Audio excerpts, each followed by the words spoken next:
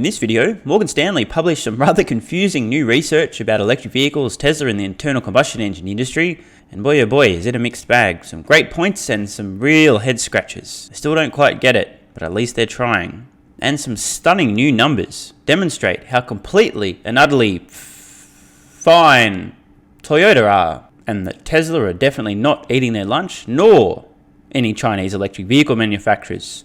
In short, everything's going to be fine. At least, that's what Toyota is still telling everybody. And if you'd like more content, including a lot of spicy and hot takes that I can't post here on YouTube, check the links in the pinned comment, join Patreon, and subscribe over on Twitter. I'm now posting unique, exclusive content available only to my Twitter subscribers, and separate to that, still posting original exclusive content over on Patreon that you'll only find there. So if you'd like more content, check out the links in the pinned comment. First, the mixed bag from none other than Morgan / occasionally moron Stanley. And following that, some compelling new data, clearly demonstrating there's an apex predator in town causing mass extinction. You all know who I'm talking about. From Morgan Stanley. On May the 4th be with you. What's on my mind? Adam Smith, Charles Darwin, and Warren Buffett. Price target still $200 per share. I wonder what's going to happen when the Fed starts decreasing rates. Anyone want to guess what Morgan Stanley's price target's going to do then? Yeah, I don't know either. Let's move on. So many mixed signals in global autos on the macro, the micro, regulations, and geopolitics. Now, I don't want to be too disagreeable here, but I actually don't really understand what mixed signals they're referring to. The signals are quite clear. ICE sales are collapsing. This collapse will accelerate. EV sales are exploding. This explosion will accelerate. What else is there to say? That's right, nothing. Amidst the supposed confusion, I cling to the principles of economics, sociology, and biology. By the way, I love what a nerd Adam Jonas is, for real. I've seen him in interviews before, Carl Sagan book sitting on the bookshelf. Respect. Here's a quote from Adam Smith. When the price, and by the way, listen very carefully because this is right on point. When the price of any commodity is neither more nor less than what is sufficient to pay the rent of the land, the wages of the labour, and the profits of the stock employed in raising, preparing, and bringing it to market, according to their natural rates, the commodity is then sold for what may be called its natural price. Relevance to the auto industry today? We don't think government incentives, IRA, tax credits, etc., will materially change who leads and lags in the EV market. And jumping in here, I completely agree. Not only will it not make a difference to who leads, lags, and ultimately goes bankrupt, but these incentives are entirely unnecessary, as I've said a trillion times. EVs are now a commercial inevitability. It doesn't matter what governments incentivize or disincentivize, what tax credits or rebates or lack thereof are available. It amazes me that people still have not realized this, but these are the facts. Morgan Stanley rightly pointing out, it ultimately comes down to who is the lowest cost producer. I wonder who that might be. Does anyone know any electric vehicle manufacturers who have the lowest costs at the moment and can fund itself at scale? So I'm struggling here. I don't think there's any companies that match this description. Does anyone have any ideas? Are there any companies producing electric vehicles today with a clear cost advantage? Such a company might have what you would call industry-leading profit margins, insane pricing power, and be making many billions of dollars every quarter selling these vehicles at scale, meaning that they can self-fund indefinitely. Does anyone know any companies like that? I sure would love to own their stock. Let me know in the comments below if you can think of a company like that. Who can sell their EVs to consumers who ascribe a utility value greater than the price paid or producing that EV at a cost, including capital cost, lower than the price charged? Now, this is a little bit wordy, unnecessarily so, but let me translate. Who, as in what company, can sell their EV to consumers for significantly less in terms of price than the value it offers? Such a company, for example, may in fact, and of course there are no such examples, but just hypothetically, if such a company did exist, they might have a vehicle that was significantly above the typical low-end, entry-level, high-volume vehicles that most people would expect to be among the best-selling vehicles in a region. Such a company might in fact be taking out the number 4, 3, 2, or 1 selling vehicle spot in said regions, despite having a significantly higher price than you would expect for the number 1 selling vehicle. And how could that possibly occur? Because the company offers so much value that despite the price being higher, consumers are willing to pay the extra money for the extra value. But again, I don't think there are any companies like that, nor any products like that. But if there were such a company or product, I'd probably call the company Tesla and the product the Model Y, which for those of you who are unaware, is currently the number 1, 2, 3, or 4 best-selling vehicle just about everywhere. despite still being extremely fucking expensive by most people's standards. Of course, this is all hypothetical. Tesla doesn't exist, the Model Y doesn't exist, they don't have pricing power, they don't have scale, they're not self-funding, and therefore, I think the competition is coming. And now onto a quote from Charles the Goat Darwin. By the way, I highly recommend everybody read his book on the origin of species. Absolutely brilliant. I read this when I was a teenager, blew my fucking mind. If you enjoy that, I highly recommend also reading Voyage of the Beagle, published about 130 years ago. Fascinating insights. And by the way, the funniest thing of all, bringing this back to investing a little bit, in that very book, I shit you not, Charles Darwin noted that people in Sydney, I'm not kidding you, more than 100 years ago were complaining about how expensive real estate was and how hard it was to get into the market. Not even kidding. History doesn't repeat, but it sure does rhyme.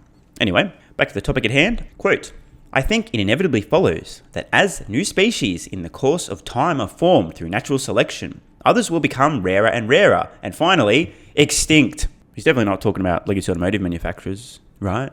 The forms which stand in closest competition with those undergoing modification and improvement will naturally suffer most.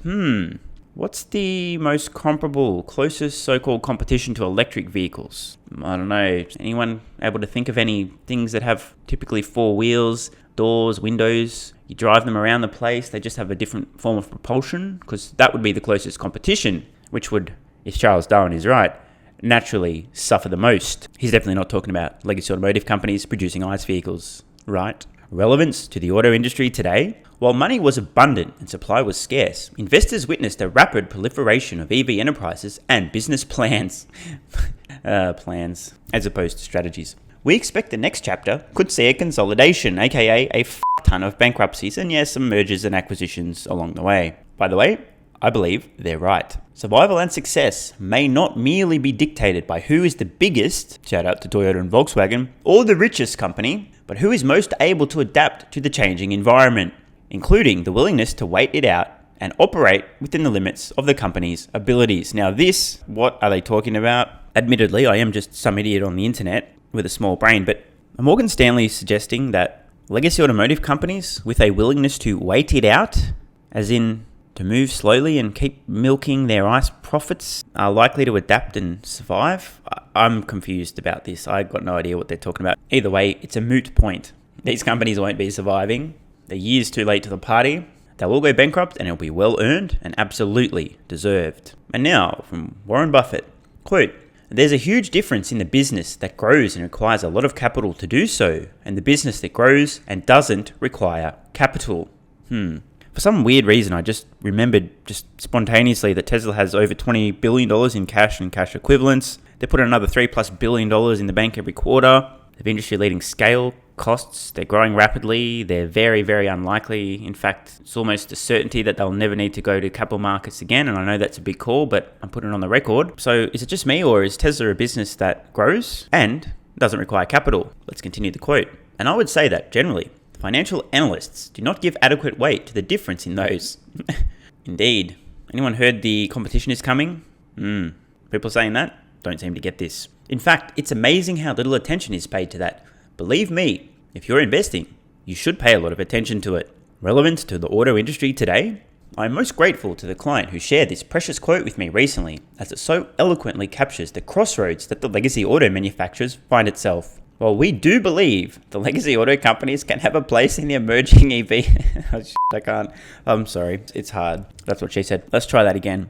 I'll try not to laugh at the absurdity of this statement. While we do believe the legacy auto company can have a place in the emerging EV and, by the way, electric vehicle and AV autonomous vehicle market, we believe that securing that place will require substantial trade-offs and the assumptions of unfamiliar risks. That's right. These companies are going to need to grow a gigantic pair of nuts ASAP. Just kidding, it's already too late. But hey, it's 2023. Maybe they can grow their nuts overnight if they identify as having nuts. I don't think it's going to help though. At the same time, we see significant and underappreciated value in the portion of the business that may be in decline. What the fuck are they talking about? Oh my God. Okay, so again, I'm struggling here. Small brain, I'm doing my best here. I just, obviously, Morgan Stanley are too smart for me to understand what they're saying. But if I'm understanding this correctly, Morgan Stanley sees significant and underappreciated value in the portion of the businesses that may be in decline, as in the internal combustion engine business. Significant underappreciated value in the ICE business. Are you kidding me, bro? Again, are they that dumb or am I that dumb? Do they mean what I think they mean, or am I just really stupid? Someone please let me know in the comments below. Am I dumb, or are they dumb, or are we both dumb? And may require far lower capital to run over the remaining decades of... Dumb motherfuckers, bro. Okay, I'm pretty sure it's Morgan Stanley who are dumb. They've literally just claimed there is significant underappreciated value in their dinosaur business, the part in decline ice business, and, embarrassingly, they think there's going to be decades of runoff. Now, if we read between the lines here, it appears that Morgan Stanley are implying, in the most generous interpretation, at least 20 years, maybe 21 years from now, some consumers somewhere will still be buying brand new ICE vehicles from companies who are manufacturing new ICE vehicles. Decades, not a decade, but decades of runoff. And obviously this could be more than 20 years, could be 30 years or more. Dear Morgan Stanley, you are embarrassing yourselves. There won't be any companies making ICE vehicles a decade from now, except as a novelty, extremely low scale, vintage, just like you might get a horse and buggy today. But they won't be making these for consumers to buy for the mass market. Am I that dumb, or do they just not understand anything? Now onto the apex predator, known as Tesla, causing mass extinction. This is what we formally describe as survival of the fittest and extinction of the shittest. Wait, did I get that right? Something like that. Australia's EV sales hit record 8% in April as Tesla nearly snatches top spots. For such a backwards-ass country in terms of electric vehicle adoption as Australia, this is very impressive and a clear sign of things to come. Australia's electric vehicle sales have reached an all-time high, makes two of us, with full battery electric vehicles making up 8% of the overall new vehicle market in the month of April. Now this is stunning. Of course, 8% sounds a little bit backwards to most people watching. Australia definitely lagging behind, but we'll explain why this is so stunning in just a moment. The latest data from the Federal Chamber of Automotive Industry shows that Tesla once again led the EV charge, grabbing 4.5% of the overall market. Now think about that for a moment. 4.5% of the overall vehicle market, not electric vehicle market. Vehicle market.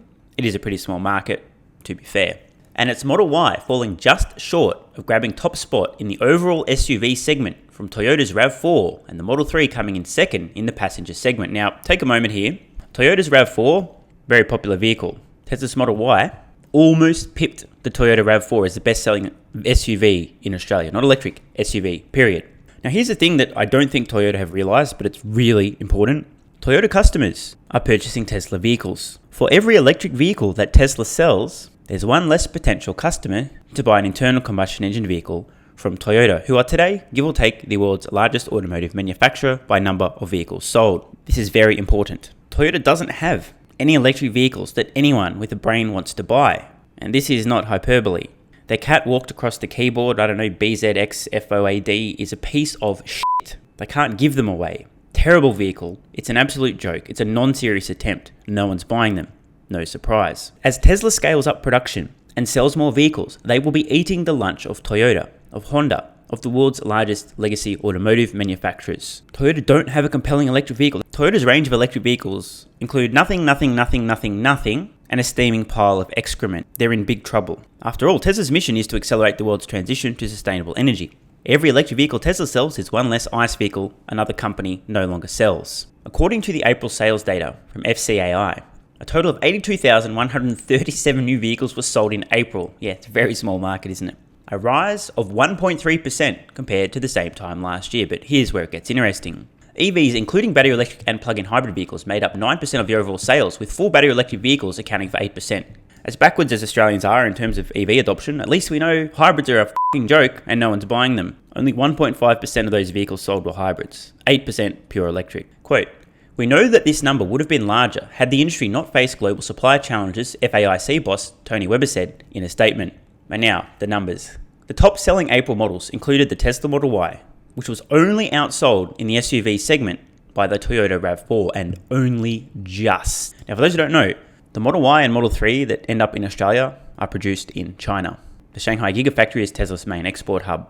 There's a lot of variation and lumpiness as to which countries end up with made-in-China Model 3s and Model Ys. The overall trend will be up, but there can be huge variations. It doesn't make sense for Tesla every single month to send a ship to this country and that country and that country and that country and that country. They've got to be very strategic. The point I'm getting at here, expect wild, violent swings with these numbers, but generally the trend will be up. I won't be surprised if next month, and for sure by next quarter, Model Y is the best-selling SUV in Australia. Number 1, the Ford Ranger. with just over 3,500 sales. Number 2, Toyota Hilux with just over 3,500 sales. These are basically the same number of vehicles sold within spitting distance. Tesla only needs to sell another 1,500 Tesla Model Ys in a single month, give or take, and they will be the number 1 selling vehicle in Australia, irrespective of form factor. Another interesting statistic here.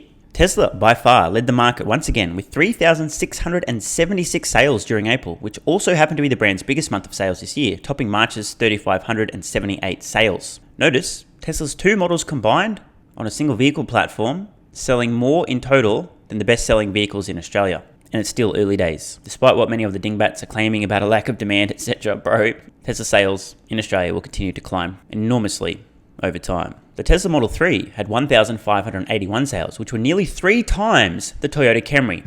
Did you hear that? Because I'm going to repeat it. The Model 3 sold about 3 times as many vehicles as the Toyota Camry. If you can't read between the lines, Toyota equals fucked. The Model 3 ranked number 2 in the passenger car market, behind only the Hyundai i3. So far this year, Tesla has sold 14,083 electric vehicles in Australia, which exceeds Tesla's 2021 total national sales, and it's only April. BYD, led by the popular Atto 3, also did quite well, having its best month of sales so far with 1,118 sales and grabbing 1.5% of the overall new car market. Good job, BYD. This brings the total year-to-date sales to 3,216. We're now looking at pure electric vehicles. Tesla Model Y, number 1 spot, 2,095 sales. Model 3, number 2. Imagine that. Tesla's 2 category killers taking out the number 1 and 2 spots. BYD Atto 3 punching far above its weight. Very impressive. Not that far off the Model 3 with 1,118 sales. Now things get a little bit embarrassing. You got offerings from Volvo, Polestar, Kia, Hyundai, BMW and Mercedes. If you're lucky, not even 150 sales for the Volvo C40. And then we get into the 2-figure sales. I mean, it's better than nothing, but bro, the disparities. Aside from Tesla and the BYD here, no one's even in the game. I mean, number 3 is almost outselling number 5 by 10x. Number 1 outselling 5 by about 15x. I think it's fair to say this is a 1.5 horse race. You got Tesla in the lead, that's number 1, and the 0.5 is BYD. With EV uptake reaching new heights, the trajectory seems to be only heading in one direction. No shit, Sherlock. 8% in pure electric vehicle sales is great to see in the same month when a national EV strategy was finally released. Now, keeping in mind, as I said earlier, 8% may not sound like a lot, but year over year, this is up from around 1%. If we saw the same year over year increase, not saying we will, but if we did, electric vehicles would make up more than half of all new vehicles sold in Australia, just to put context into that staggering rate of growth, admittedly from a low base. Global manufacturers are finally starting to realise the appetite for Australian drivers to make this switch to an EV. And while they work on plans to potentially release the vehicles that local drivers are demanding, those like Tesla and BYD continue to dominate the market with cleaner vehicles that Australia deserves. Now, I know Australian electric vehicle sales aren't super interesting to too many people, but this is a proxy for those markets that are lagging behind. For those who are unaware, there have been a very large contingent of very anti-electric vehicle politicians in Australia who've said some astonishingly dumb things. I've ripped and roasted repeatedly in the past. I won't go there again. But despite these idiotic perceptions from many in politics, the Australian people have woken up. And the biggest takeaway of all from this sales information is how obviously and clearly, unquestionably fucked Toyota are. They have no electric vehicles to sell. Every vehicle Tesla sells, one less potential Toyota customer. I mean, Toyota sales, by the way, literally collapsing everywhere right now. They won't admit it, but they're fucked. So, you guys know what happened to the dodo, right? Toyota is the dodo of 2023. And while it's not their direct intention, Tesla will single-handedly be responsible for the extinction of this once great and mighty company. Rest in fucking peace, Toyota. You did it to yourselves. And speaking of the fittest, you got to check out Athletic Greens AG1, which I've personally been taking now for more than 2 years, and I absolutely swear by it. If you hate your life, you eat like trash, you don't exercise, you don't give a shit, you don't get enough sleep, you got bigger fish to fry, don't bother. If, on the other hand, you do value feeling and performing your best, and you're not taking Athletic Greens AG1, I think you're missing a trick. Hence, I'm doing my best to try and have a positive impact. I'm always looking for ways to feel and perform my best, and AG1, no doubt, is the best bang for buck. It's not the only thing I do, but in terms of the return on investment, there's nothing that comes close. It's packed full of 75 high-quality vitamins, minerals, and whole food source nutrients, plus digestive enzymes, prebiotics, probiotics, and adaptogens to help you deal with stress. Plus, If you head to athleticgreens.com/SMR or click the link in the pinned comment, you get yourself a 1-year free supply of vitamin D3 and K2 Plus, 5 travel packs. Try it for a month, and if you don't get the results you're looking for, just get your money back. After all, that's why the money back guarantee exists. What do you got to lose? You don't have to take my word for it. Check out these recent testimonials from viewers of the channel. After nearly 1 month on AG1, I'm less sleepy, have more power until late evening, more attention without being edgy. It's life-changing, positive. This particular viewer is suggesting they feel like they're in their 20s. They're currently 38 years old. I've had a similar experience myself. No kidding, I feel like I'm 20 years old again. And I'm almost the same age as this viewer. After 4 months of using AG1, I have only one problem. I want more. I like bigger scoops and would run low before the next pouch would show up. So today I made a double order. Love your content, thank you. You're welcome. Yet another newly discovered benefit of AG1 is my golf game. Finally got out here on a golf course, don't want to reveal too much personal information. Golf is primarily a test of mental strength and positive thinking and focus. AG1 seemed to have amplified all of these, as well as my body feeling loose, less sore, and less aches in the joints after play. Amazing. A lot of people sharing similar results. It's almost as if you give your body everything it needs to feel and perform its best, which includes recovering from exercise and physical exertion. You get results like these. Been using AG1 for 2 months now. I'm 22 years old. I've certainly gained a substantial boost in energy that helps me get more done throughout the day. Before AG1, I used to work 4 hours in the morning and 2 hours in the afternoon before noticing a substantial drop in performance. Now I'm able to squeeze out 8 to 10 hours a day of high performance work. So in short, AG1 made me 40% better. Decided to buy AG1 a few months back. I have more instances where I just feel generally happy, positive, for no reason. Many other viewers have similar experiences, by the way. Again, if you're giving your body what it needs for optimal performance, it can have a very positive effect on your mood. I don't have anxiety or depression, but I usually get these random spurts of joy on particularly good days, or when things in life just feel right. I was surprised AG1 has made this happen more often. I also had an instance where an AG1 pouch was punctured during shipment. Contacted support chat, and within 5 minutes they said they would send a replacement. No questions, no hassles. The replacement arrived within 4 days. After 3.5 weeks or so on AG1, it accomplished what I hoped it would by getting rid of a very nasty head and sinus cold, and yes, seemed to give me more energy and a little brighter outlook on life. And finally, AG1 Day 60 update. It makes me feel slightly better 100% of the time. Well said. So what are you waiting for? Head to athleticgreens.com/SMR or click the link in the pinned comment. Start your daily health habit now. Try it for a month, see how you feel. What's the worst that could happen? You only feel slightly better 100% of the time. And now I feel, excuse me, time to use some of that extra energy that I'm personally experiencing from AG1 to create some more exclusive content for both my Twitter subscribers and my Patreon supporters. If you're not on both, you're really missing out. So, see you over on Twitter and or Patreon. Love ya.